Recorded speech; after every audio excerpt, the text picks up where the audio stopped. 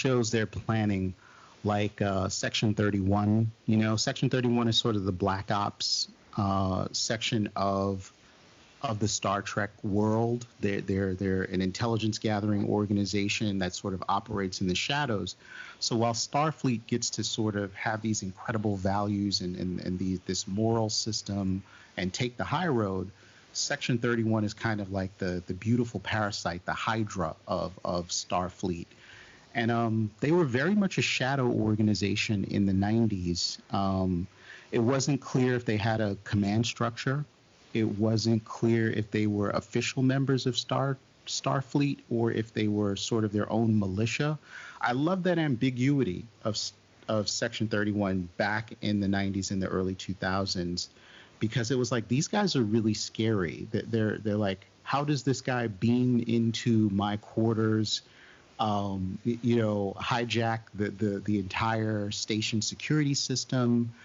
All of that kind of stuff. How does this person do that with an incredibly small team of really surgical experts that appear to be deeply amoral and willing to put the Federation's interests above all else, even if it means compromising entire civilizations to do it?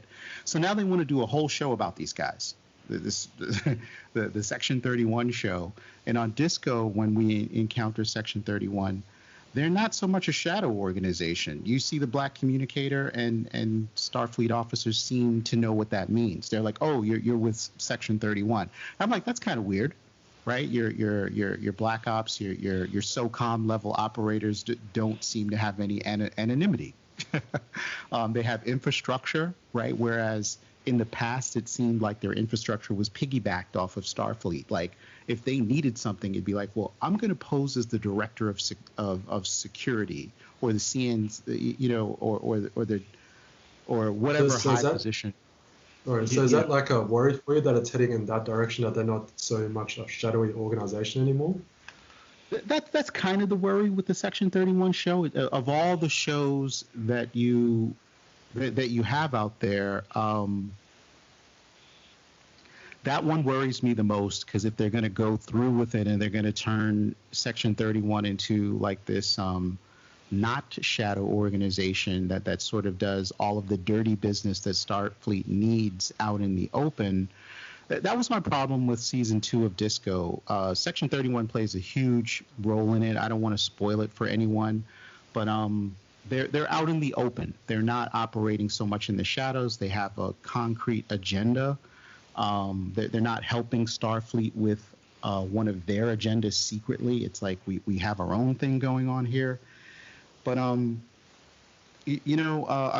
I'd be curious to get some thoughts on that. And if you don't know Section 31 again, I'm happy to give you any of the details. Kind of a needs of the many outweigh the needs of the few sort of situation, where they're doing things that just, they may be dirty, they may be destructive in a lot of different ways, but they're long-term beneficial on the whole. Is that kind of their outlook?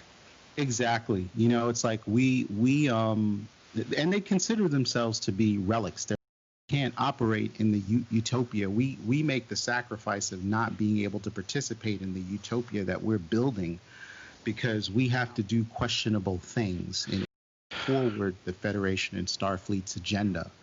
And yeah, they make their hands dirty so the Federation may keep them clean. And the covert aspect of that is very important to me in that sense. So I agree with Lord Dentman that that was a weak part of season 2 in Discovery. This show, however, it all depends on how they execute it. If they were somehow make the show about asking those big questions, and it entirely could, because making your hands dirty requires asking yourself the hard questions, then it could be very good. But if they do it in the way they did it in season 2 in Discovery, then yeah, I share Lord Detman's concerns about the show. Because that's totally not Star Trek to me. Yeah. I haven't the bigger seen... issue is, this is going to show a very dirty side to the Federation and Starfleet, whereas Star Trek fans are not used to seeing that. Again, emotionally mature people who have a firm value system, who do no harm.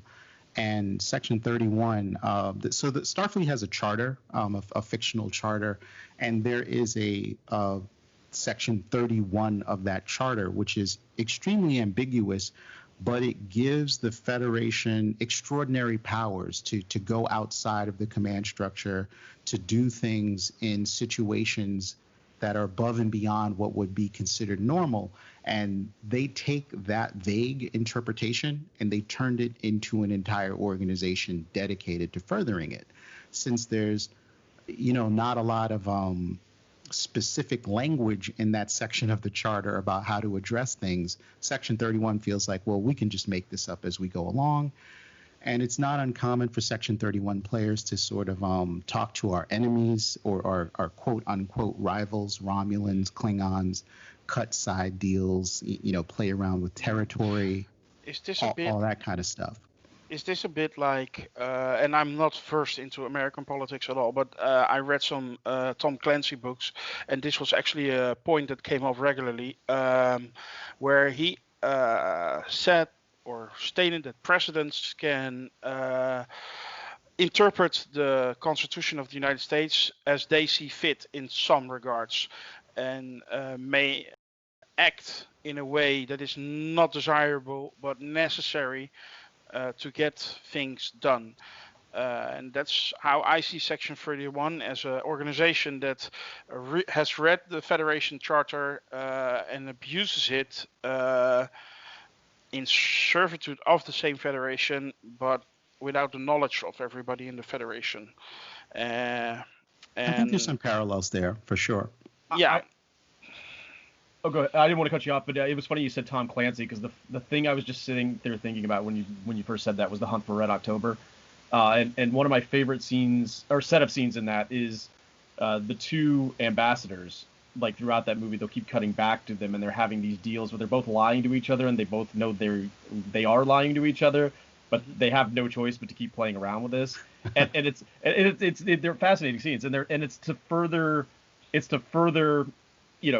how each one of them are manipulating, what's going on in the rest of the film, because you never see those two characters involved in the rest of the film. It's just the behind the scenes stuff that goes on in real world politics and real world country negotiations. But I haven't seen the show, but it sounds fascinating from the sense that, again, in the real world, I love having discussions with people about, something significant, like maybe the bombing of Hiroshima, or maybe, various assassinations that have gone on that we're all aware of, even in the modern age, where people really have these moral lines and questions that they have to really think about. And sometimes the gut reaction is, well, I didn't like that happened, and then you have to answer this uncomfortable question of, was it necessary? And it's a really fascinating sort of conversation. So if that's kind of where this show is, that sounds really intriguing. It sounds like that's what they're planning, for sure. And this, just to be clear, this isn't a show that's in production, but it's one of the ones they're planning.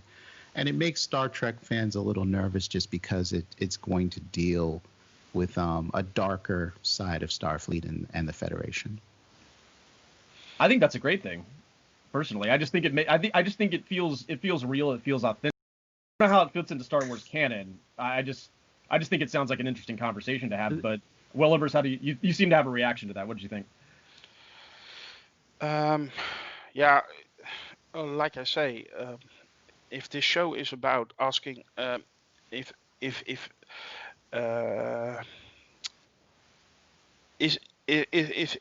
is it a question if something I could do, and is it something I should do? And that's the main thing. Starfleet has, or the Federation has, a kind of standard which they will not break. They will not break their moral code, and Star Trek 31 does that. It itches, it scratches, it's annoying. It's like Lord Deathman said, a parasite. Right. But if you have a part of your federation that violates what you stand for, do you actually stand for stuff? And that's, I think, a very interesting question. And if they take that way, that direction with the show, it could very well be very good. But yeah, it does make, if again, that season 2 Discovery Section 31 does have me worried a lot, and I'm not the only one. Yeah, I find it interesting, like this whole section thing. What was it, Section 32 or 31? 31. 31, right? Yeah. No, like they're like it sounds actually very awesome. But the thing is, like I have the same concerns too. Like if they're suddenly pulling like a mirror on it, and like going through the looking glass and doing doing the reverse, like they were a shadowy organization, now they're in the open, and they're not as dark anymore. So yeah, like for example, is Discovery, how do you describe the tone of that show? Is that light or dark? I think you said it feels like the original, right? Except more modern. Sorry, I shouldn't have answered that. Go ahead. Well, you're. I think it's somewhere in the middle. I think leaning more towards the darker side, but Section 31. Would you say it's darker than Picard? No, I think Picard probably even went to some darker places. Yeah, that's what I got the feeling of that too. So yeah, it's interesting. I was just thought about it because like because if Discovery was kind of dark, then I guess it'd be kind of like they'll try and inject some more like light into the future shows, because if you get too dark, then it might will kind of repel viewers, because like, oh, I don't want to watch this depression stuff anymore. Like that's what I thought. Maybe they were trying to balance it out, or yeah, but obviously I was wrong. So but yeah. Well, I think that the darkness is a little relative, and I don't mean to sort of be so metaphysical about Star Trek, but these shows are definitely darker than the ones that came before. So these modern shows definitely have darker themes. They touch on You did have Deep Space Nine. That was dark, wasn't it? Yeah. For at that moment, Deep Space Nine was cutting edge darkness. In fact, the Section 31 gets introduced in Deep Space Nine, and the fans rebelled. They were like, how could there be that? No one liked the idea that the utopia and that the sort of clean, pristine moral center of the Federation and Starfleet was built around this parasitic organization willing to do dirty work.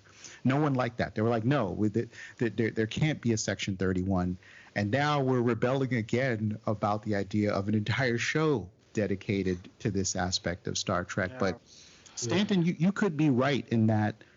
I hear you coming from a place as a fan who's a little more casual, saying, well, that actually sounds pretty interesting to me, right? Like, it makes a lot of sense. But I think Star Trek fans who are as deep into it as myself and Wellibers usually have to get pushed into these places. Yeah, seeing is believing. Right. Also, for us, yeah.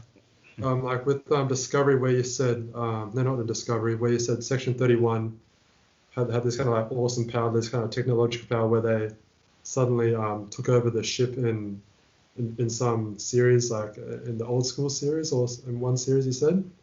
Well, I think, again, I'm trying to keep the spoilers down, but Section 31 plays a huge part in Disco Season 2. And I think what's important, without giving anything away, is that they go from being a shadow organization made up of a small group of specialists, people who you don't know who they really are. You don't know their real names. You don't know if they have a rank in Starfleet. You just know that they have a very specific set of skills to accomplish these sort of unlimited resources.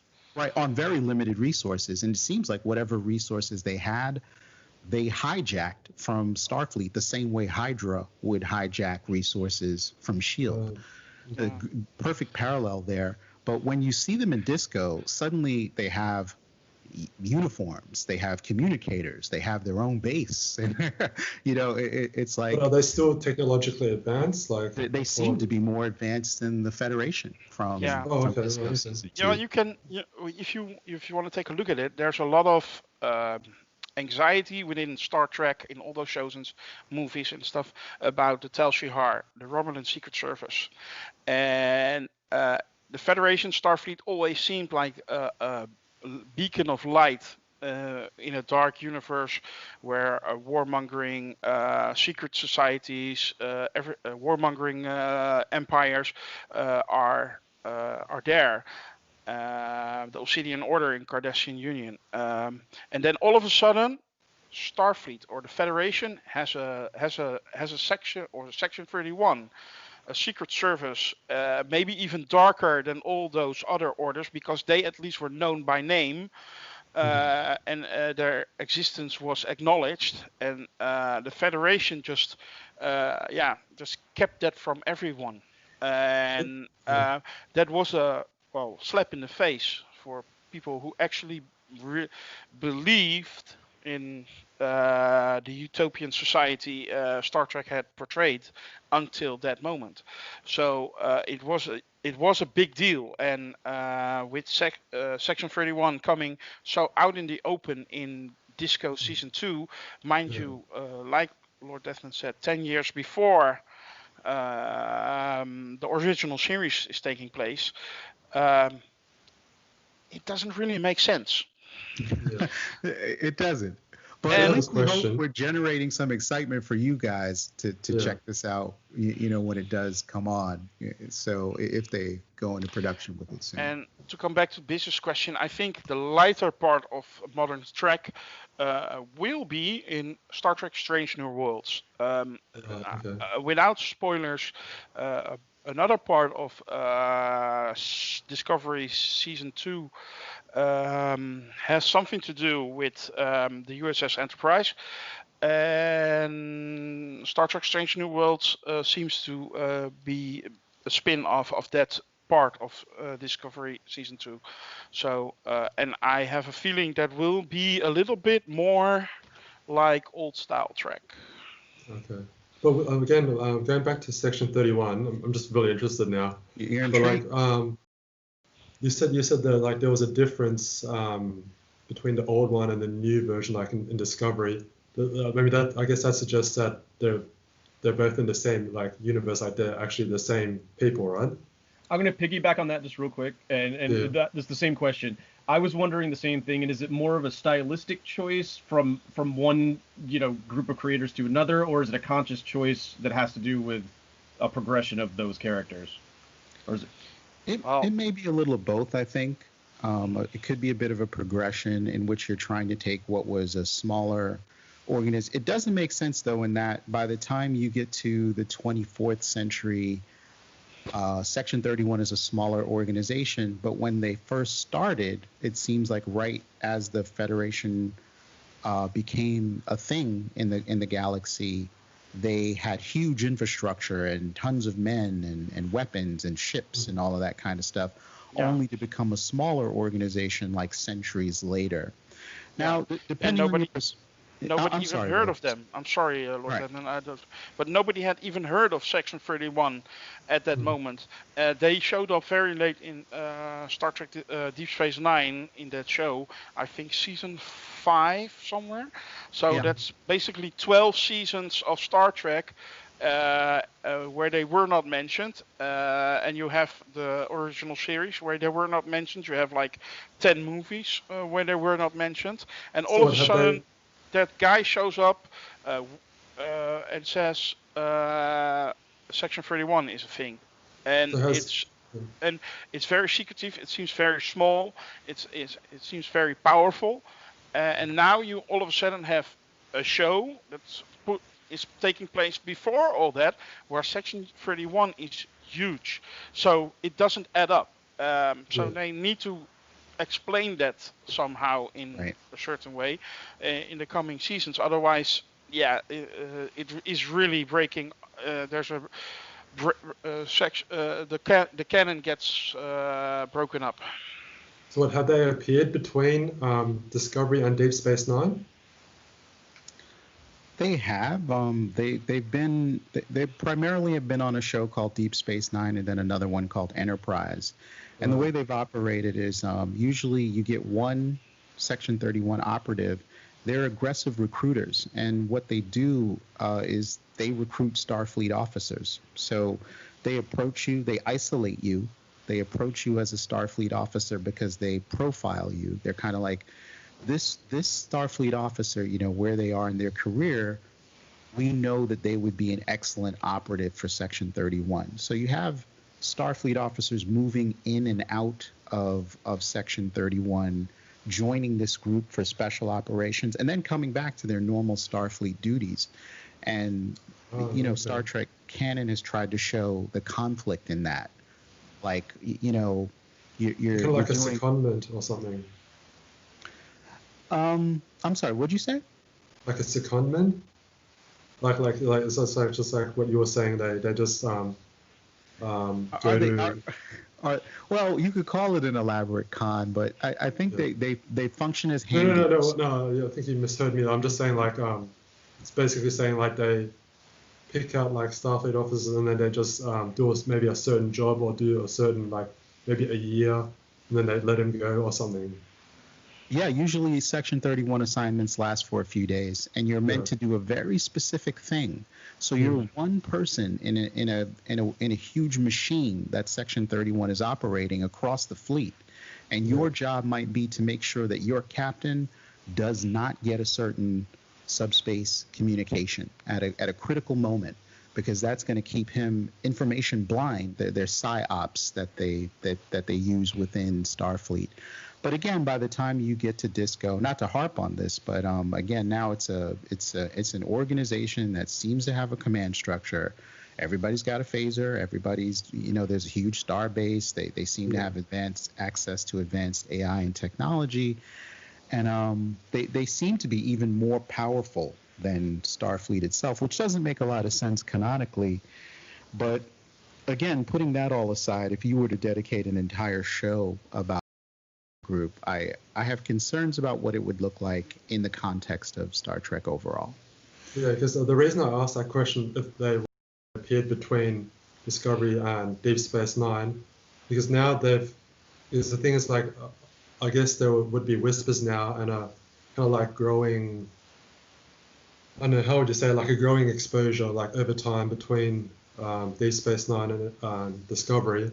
So my thought is with the new show coming up, maybe because now they've been, say, found out, that maybe they'll use the open guys that are, like here we are. It's kind of like a smoke screen, so the real Section 31 can do their stuff unimpeded.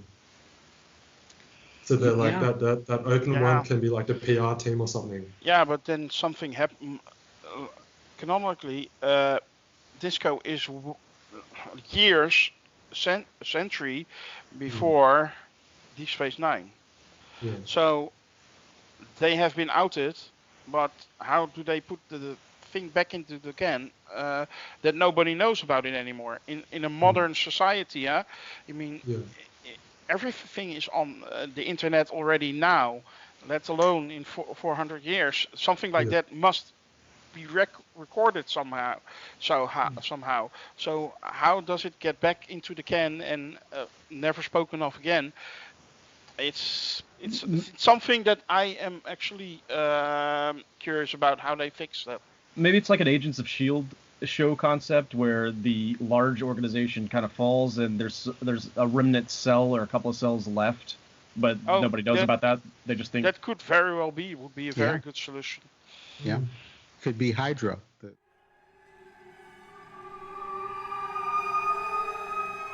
The TV show goes on for 7 seasons. Hydra, the TV show. Apt to watch every Star Trek show. I enjoy them, but I'm kind of a little more a la carte. I just kind of I'll sort of. Yeah, I'm a fan. Never doubt it. You are one of us. No.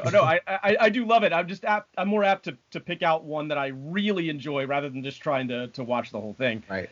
But that one sounds really interesting. I'm curious to give that a better look, and maybe you'll get me on that. I still got to finish the original series though, so that's gonna happen. Well, when's the release date? Where are you in your current? I'm sorry, Biz, I didn't mean to cut you off, but where are you in your journey, Stanton?